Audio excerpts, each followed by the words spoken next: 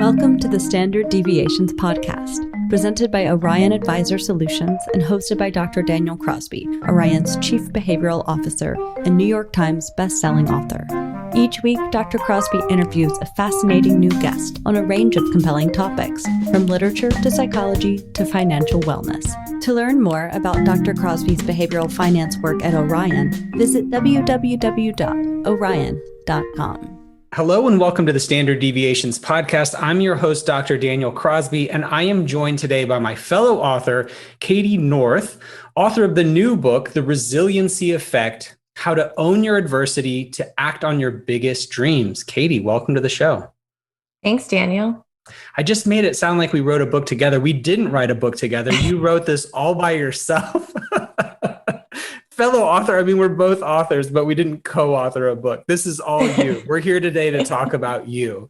So I'm always curious as to what leads someone to write a book, because it is so hard and it pays so poorly. But what I've read about you, you wrote a piece about why you wrote this book. And it sounds like you did it because of a dream deferred, a dream of yours to work with folks on their finances that you put off for about 8 years. So if you could, I'd love to hear your particular story about a dream deferred, but more generally, what you found in general about why so many of us defer our dreams for so long. Yeah, absolutely. So I was first inspired to write this book, honestly, because of my clients. You know, as a financial advisor, it would have been really easy for me to write a personal finance book. You know, that would be like on brand, right? But you know, what I have learned from my clients over the years is that this is sort of a human nature thing. We all have a status quo bias. It's really safe and secure to sort of remain in whatever path that we're on. And what I've noticed with my clients is that so many of us have these big dreams, and they can share them with me. It's not as if they're hidden or secret. It's just that virtually nobody is working towards living them, even though it's likely very possible. And I relate so much to this plight of what I see with my clients, because it was a real thing for me too. I did the whole corporate thing. I, went and got a political science degree in undergrad, and I was doing public policy work for many, many years in Washington, D.C. And every time I sat down to sort of dream or journal about career progressions, it really had nothing to do with staying and working in politics of any kind. It was always about doing more one-on-one personal finance work. But, at the time, I didn't really know how to make that happen. I sort of thought, oh, well, here's this Susie Orman woman. Like, maybe I could do that one day after I've already made money and after I've already done this and after. It wasn't until many years later that resources like the XY Planning Network, like all of Michael Kitz's, work that is on the internet, it was available to be able to say, I really could serve clients that look like me, and I could do this on my own, and I don't have to go work for a large, investment bank to do it. And so for me, it took many years to get to that point where I was able to live my dream and able to have the courage to leave kind of the golden handcuffs of the corporate life, because that's a very real thing too. This sort of fear that if you're leaving your great, well-paying job with a bonus and maybe stock options, that you've failed somehow, or that it's shameful that you're giving up on something like that. And so I think those are some of the things that a lot of people struggle with, and I think it's just a human condition. So we know we have this profound status quo bias. Golden handcuffs are a real thing. Do you think there's other reasons in your research for the book? Like, are we afraid of our own success? Are we loss averse? I mean, what do you think it is at its root? Because, I always go back to this study that was done by a woman named Bonnie Ware, who was a nurse, sort of a palliative care nurse. And she interviewed all these people at the end of their lives and asked them what they wish they had done differently. And almost all of them wish they had taken more risk. And yet while we're in it, right, we see it with such clarity at the end of our lives. But yet while we're living through it, it can seem so scary. Do you have any sense of why that is? Yeah, I mean, risk, fear, uncertainty, all of those things are just scary. They're hard to deal with, especially if you're trying to balance all sorts of things in life, especially if you're already burned out and you barely even have a modicum of time to really explore or have some self-care or reflection time, So, and I think it also has a lot to do with maybe even how you grew up or experiences that you had even in early adulthood that make it so, if there may be a message that says, if I fear this, maybe I need to stay away from it. It's scary. Maybe it's a sign, safety and security is more the path for me because of things I experienced in the past. And I think that was true for me, given the way I grew up, is that it felt, first of all, I had parents who were entrepreneurs. I mean, my parents always had a small business of some type going. And I saw just like how very little balance they had in their lives. And, some of the coping mechanisms that they used to deal with that were very, very unhealthy, like namely alcoholism. And so I almost had I had an aversion to doing anything in the entrepreneurship realm because of that for many years. Because I felt like, entrepreneurship equals unbalanced lifestyle equals unhealthy lifestyle. So I'm probably revealing more about myself than I should here, but I've always had this sort of approach avoidance relationship with this notion of following your dreams, right? So on the one hand, yes, I am completely on board for myself and everyone else. Yes, you have one life, go get it, go live your dreams. But I think the avoidance piece of it comes from me thinking that this is kind of an upper middle class or privileged notion. Like it's easy to say, follow your dreams if you have a safety net. It's easy to say, follow your dreams. If you're part of the majority and you're likely to be accepted. How do you think about this for folks that have real financial and other burdens, real hurdles to overcome? Kids to take care of, bills to pay. Is this really good advice for everyone, or do you really have to be situated in a certain way to pursue this in a meaningful way? I can see what you're saying as far as, the aspects of privilege. And I certainly agree with you. I think those exist, sort of the ability for us to dream big and act on those dreams can be somewhat limited by socioeconomic status. But what doesn't have to be limited is sort of the idea of taking just a moment to get out of our status quo, to explore, to really just reflect on what it is your life is and what you'd like it to be. And for some of us, we're not going to be able to, just jet set around the world. And that's our big dream, right? It's about what is the feeling associated with that dream that people have, and how could I arrive at that for myself by, maybe spending more time with my family, or spending more time in solitude, or having moments where I spend time nourishing myself instead of being defined by what it is that I do, only what it is that I do, or, kind of not participating in life to the fullest. So I think this is something that anyone could benefit from doing, is just taking a moment to get a bit out of your typical day and your status quo for a moment to dream, like, what would life look like if I had 5 other jobs? Like if I could have chosen 5 other paths, what would it be? And maybe it's not a job, maybe it's something else about life. But that self-reflection can be really powerful to explore ways of bettering ourselves and creating more happiness for ourselves. Yeah, I like that. The dream's going to look different for everyone. And the dream, maybe jet setting around the world and champagne and caviar every day is not a practical dream for most of us. But I think when it comes to starting a small business or pursuing something occupationally that we've always wanted to do, you don't know until you give yourself permission to sit and reflect on it and break outside of that status quo, like you said. Mm-hmm. So the first chapter of your book is extremely timely. It's among other things, it's about burnout. And you had a great tweet recently where you said, effectively, hey, everyone stop printing these signs you might be burned out, think pieces, like we're all burned out. Like just assume that at this point in the pandemic, everyone is burned out. We don't need to recognize it. It's there. Tell us what we can do about it. So from one burned out individual to another, what practically can people do at this point? We're now over a year into this. What can we do at this point to overcome burnout? Because I think that's a necessary first step to this sort of ruminating on other worlds and other paths that you're talking about here. Yeah. Yeah.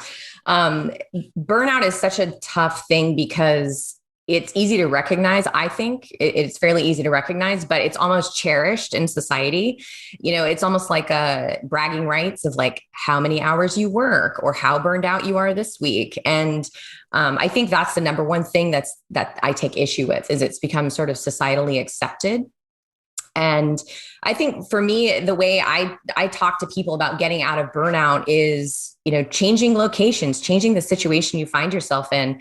And maybe you do that simply by reflecting and saying, okay, how much of my identity is based on what I do?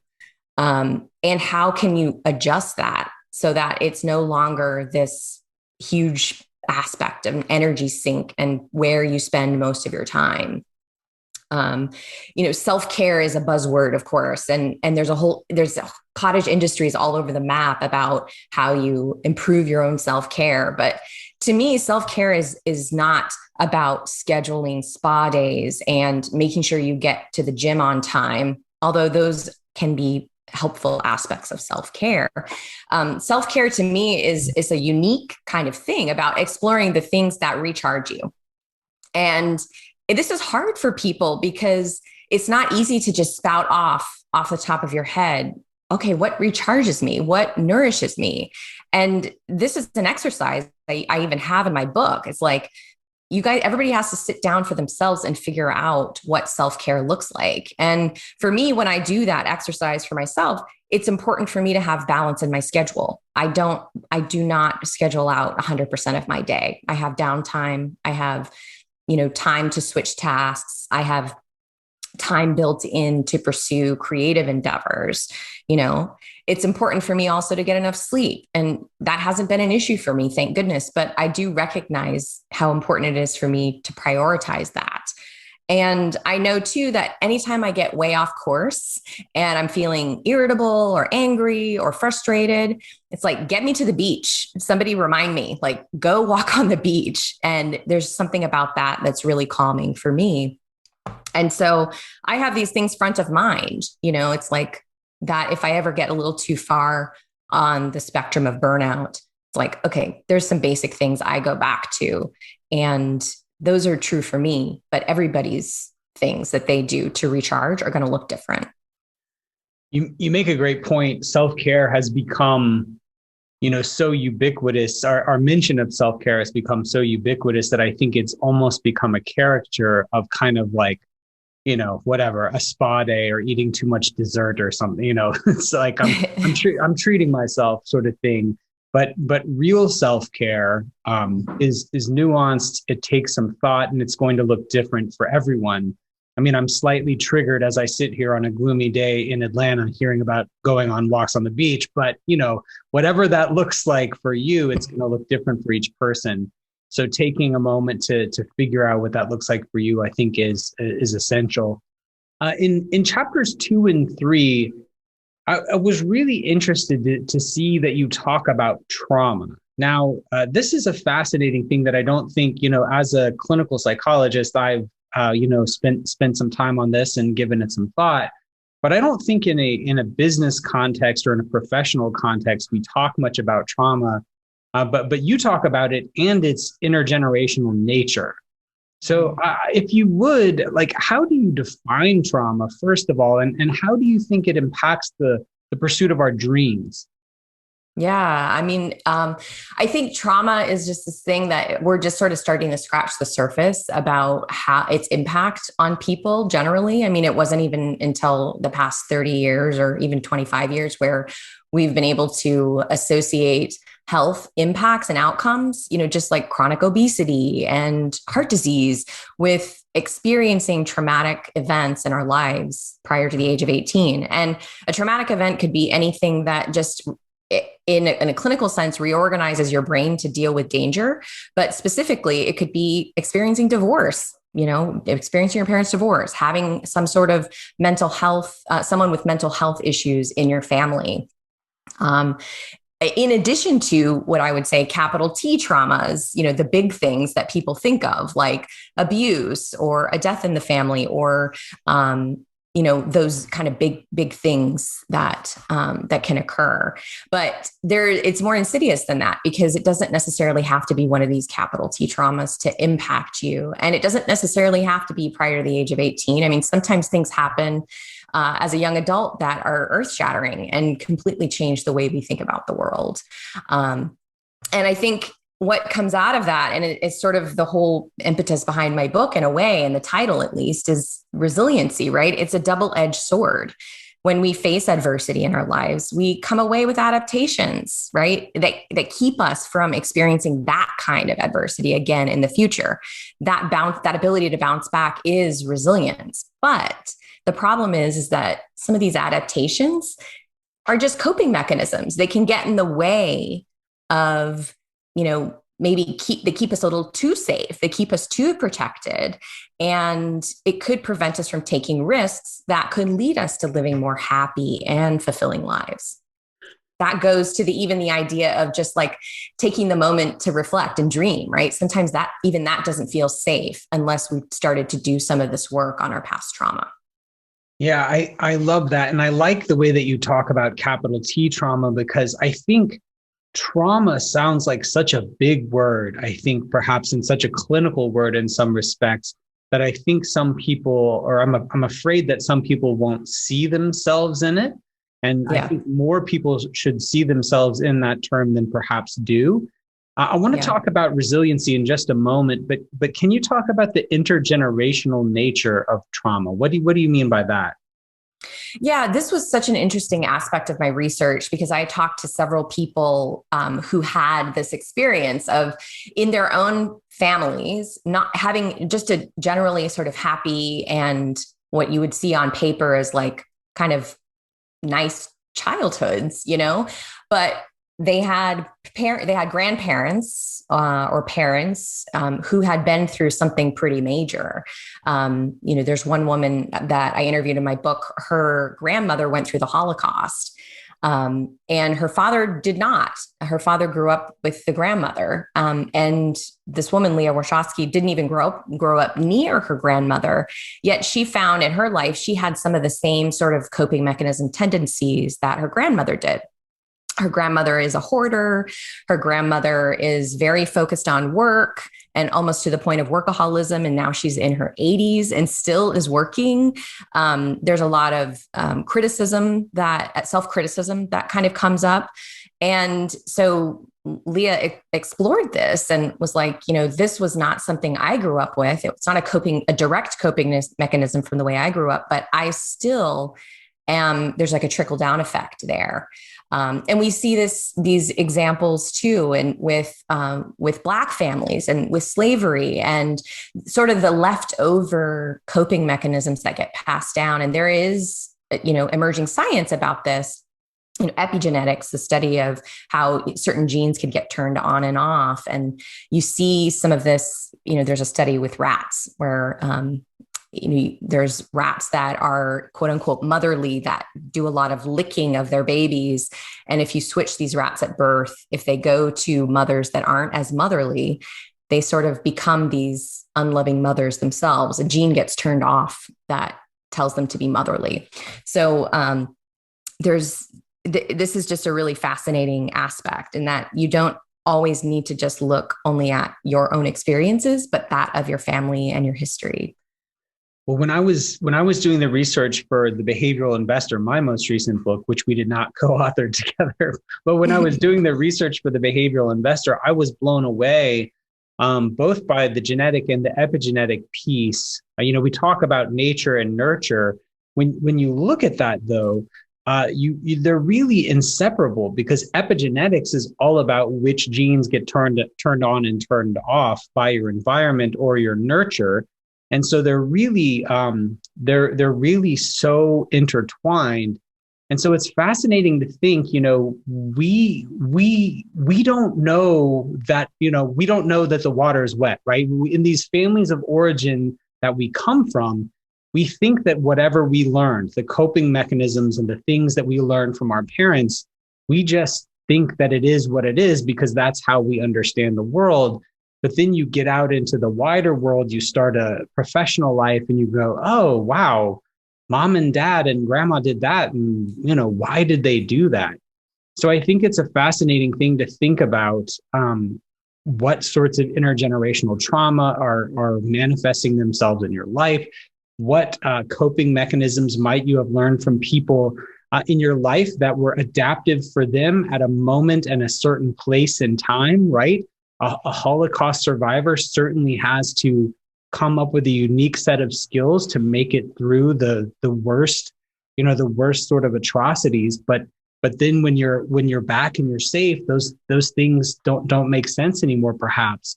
So I think it's a really interesting way to kind of do a self-assessment.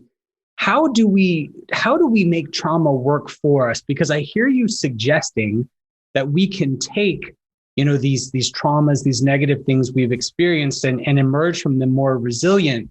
But that doesn't happen without some work. When I think about trauma, it almost has in my mind, sort of a bifurcating effect. Like you're either going to be, this is overly dramatic, but you're either going to be broken by it, right? You're either going to be scarred by it and learn some bad maladaptive coping mechanisms, or you're going to emerge stronger for it.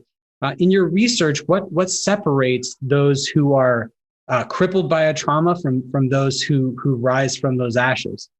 I mean, what I found in my research is that people who have some support, any support in their life at the time of the trauma, those people create buffering tools to work through it and to build resilience. That's sort of the number one thing, is to have some support, any support. This could be a teacher or a family friend, someone who's safe, an aunt, an uncle in the family, if it's not someone in your immediate family. And so I think that's the number one thing. And for parents who, are fearful of passing on something to their children unknowingly, I think creating that safety and security and, connection with another person is sort of the recommended number one thing to do. But, there's also other aspects of studying mindfulness and learning to explore emotions instead of being fearful of emotions. Those sorts of things are what the studies show, can help people become resilient and have the chance of kind of getting out alive, so to speak. And one thing that I think has been so tough about COVID is that, if there's a single pillar of human wellness, it's relational connectedness. And I think, the reason we're seeing such a spike in mental illness, we're seeing here in Atlanta, I read recently, there was a 450% increase in the number of calls to suicide hotlines. There was a 400% increase in the amount of people taking a mental health screening. And we're just really wired to be together. So it doesn't surprise me at all that relational connectedness is one of the best things to differentiate those who emerge from the trauma unscathed from those who don't. Another idea in your book that I loved a lot, it's actually something I've thought about writing a book. I have this long list of potential books I want to write. And I love this idea of unlearning that you talk about. And it reminds me of the Cartesian task of sort of questioning everything you've ever been taught and starting again. So how do you think about unlearning, and how does it help move us in the direction of our dreams? Yeah, I mean, most of my thought work around unlearning has been about changing our mindset, because so much of our mindset is based on the things that we've learned over the years. And if you want to change your mindset, it's really about letting go of the things you've learned, those coping mechanisms, those strategies that you've always used, and finding ways to do something new, to explore a new path. And so, that's a lot of what I wrote about in my unlearning chapter, only barely scratching the surface really of the potential here, because I think it is a really key thing that's applicable in business, that's applicable in all sorts of kind of areas of life. Because when we just continue doing things the way we've always done it, that's when intergenerational trauma comes in. That's when, we sort of have less control, less agency over our life if we're just simply reacting. And so the way I think about this is kind of reacting versus responding. And I even, an affirmation that I use is, I distinguish with wisdom and clarity my past emotional reactions from my current emotional response. And that for me is a kind of a tool that I've used to unlearn some of the mindset things that have kept me sort of stuck in the past. Can you say that one more time? I distinguish with wisdom and clarity my past emotional reactions from my current emotional response. So I sitting in my drafts folder of my Twitter drafts folder is something about breaking. That I think personal greatness lies in breaking the reflexive response between feeling and doing. I think one of the signs of adulthood, I'll tweet it eventually and I'll tag you, but I think one of the signs of adulthood is understanding that you can feel a certain way, you can have a feeling, you can have an impulse, and you can not act on it. And I think that's beautifully framed. You talked at the outset of our conversation about status quo bias. It's pronounced, it's real, it's there. If we're trying to unlearn, there's a lot of water under that bridge, right? There's a lot of sunk cost, if you will. How can we question and reorient our behavior without negating every single behavior that came before? Because I think that's really hard for humankind to do, to pivot and change course, because I think implicit in that pivot is sort of the admission that you weren't doing it right before. And I think that's hard for us to own up to. Any advice from your experience on how to make that pivot?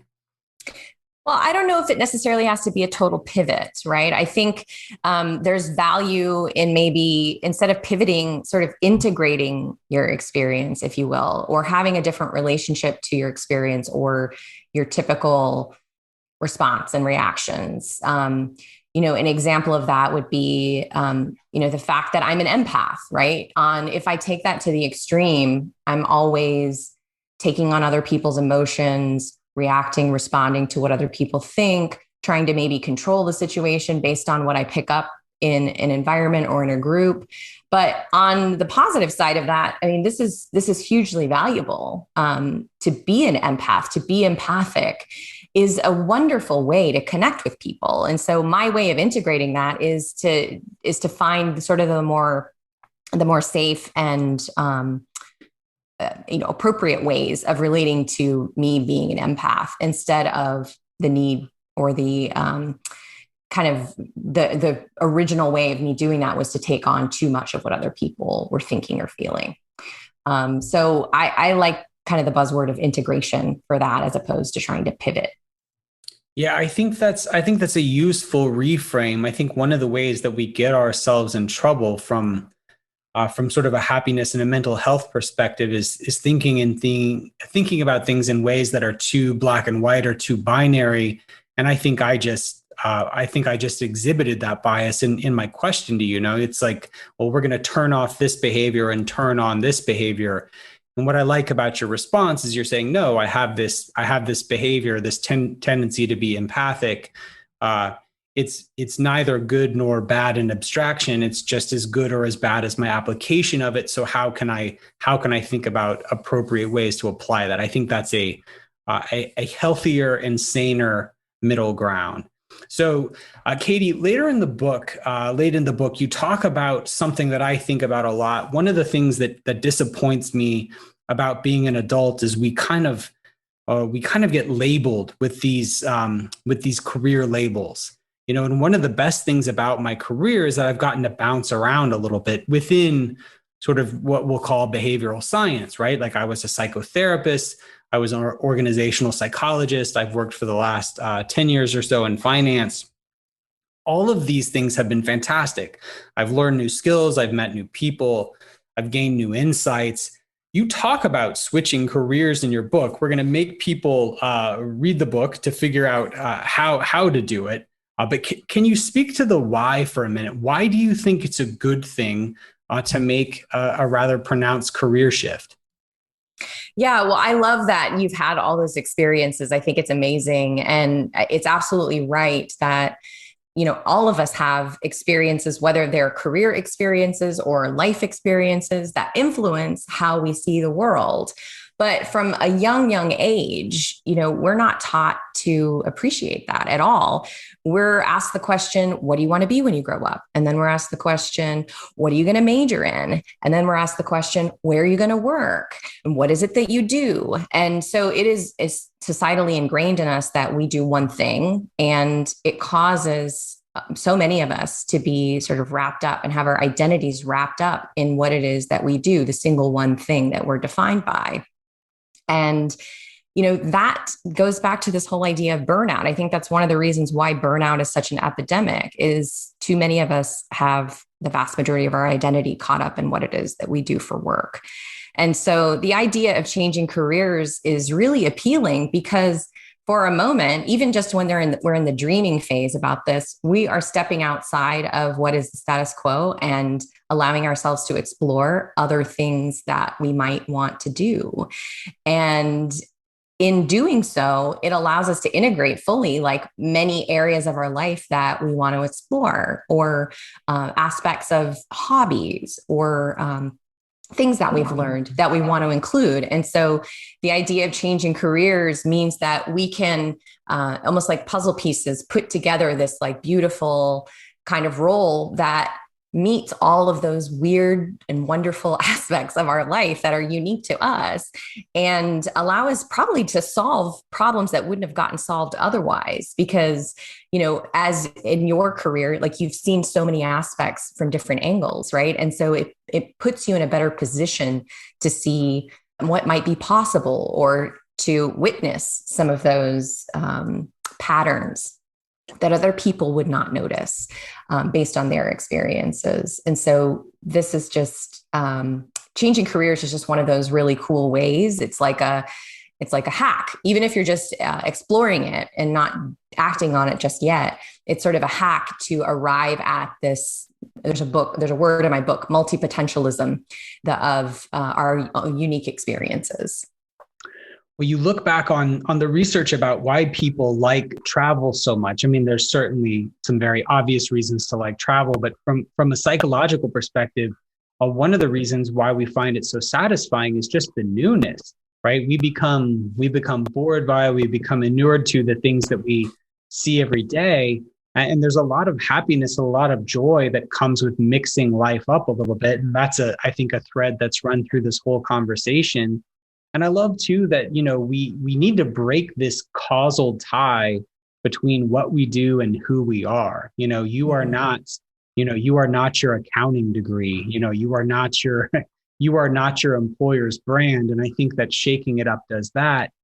I love the analogy you use of puzzle pieces. I've always thought about it, perhaps because I have young kids, as Lego blocks, right? Like I think about the skills that I've learned, right? I've learned how to communicate one-to-one with folks. I've learned how to present in front of a large group. I've learned how to take complicated ideas and distill them down to their essence. And like, if I think about the various sort of Lego blocks of my various careers, those would serve me any number of places, right? Like those skills would serve me any number of places. And my being new, or your being new to an industry, actually, I think helps you to see things that have been missed by incumbents. So I hope there's some folks listening to this that will take their Lego pieces, take apart their Lego structure and put it together in a new and bold way. Because I think it's something that can bring a lot of joy. Yeah. Yeah. My wife laughs at me all the time because we'll see, this is probably laughable, but we'll see some job, and I'm like, I think I could do that. Like, I think I could be, I I think I could be a marketing director. And she's like, you've never, what? You've never marketed a day in your life. There's probably some ego there and probably some good Lego blocks. It's a mix, right? Yeah. So Cady, in closing here, I want to put you on the hot seat. You've spent over a decade in DC. You now live in the place in the US with the finest weather around, San Diego. So I want to give you a couple of quick quizzes on comparing these two great cities. Are you game? Absolutely. Okay, so there's no ties here. We got 3 questions and we need to declare a winner. So better arts and culture scene, San Diego or DC? For sure, DC. Got it. That's no surprise. Okay, better sports, San Diego or DC? I'm not even a sports girl, but I know that DC has better sports than San Diego. Well, the Padres are going to be really good this year. I'm a baseball fan, so that looms large in my mind. But the Padres are going to be good. Don't sleep on San Diego. Okay. And then better food, San Diego or DC? Well, San Diego has, taco places, $2 taco places that if they were in DC, there would be a line five rounds around the block. I mean, so San Diego has some really, really fantastic food. But something I do miss about DC that people don't usually know about is Ethiopian food is really amazing in DC. And we have a little bit of that here in San Diego, but it's better in DC. So there's kind of pros and cons to the food scenes, I think. Yeah, absolutely. I mean, the tacos alone would come pretty close to putting it over the top, but it's wild. We have good Ethiopian food here in Atlanta, and it's the number one thing my kids ask for. It's the number one. Whenever we're getting takeout, my kids are like, "Can we get an Ethiopian food?" They love. I forget the spongy wrapped bread. I forget what it's called, but injera. Yeah, there you go. I was spacing it. They absolutely love it. So. Thank you for being here. Cady, if people want to buy the book, if they want to learn more about your research and your thinking, where can people find you? Where can they buy the book? Yeah. So the Resiliency Effect is available on all major book platforms. You can get it on Amazon. The hardcover version of my book is going to be released in April. And I've just finished recording the first round of my audiobook, which is going to be coming out this fall. So if you want to learn more or even get a sample chapter of the book, you can go to my website, cadynorth.com. And of course, my name is weird, so got to spell it CADYNORTH.com. Right. Cady North, go get the free excerpt from the book, then buy it. I got to support authors on this podcast. It's one of the most powerful things you can do. You can spend $20 or so and absolutely change your whole life. So go out, buy the book. Thank you again, Cady, for being here. It's been awesome. Thanks, Daniel. Loved it. Thanks for tuning in to Standard Deviations. If you can't wait till next week for more behavioral finance insights, visit www.orion.com. All opinions expressed by Dr. Daniel Crosby and podcast guests are solely their own opinions and do not reflect the opinion of or endorsement by Orion and its affiliates, subsidiaries, and employees. This podcast is for informational purposes only and should not be relied upon as a basis for legal, tax, and investment decisions. The opinions are based upon information the participants consider reliable.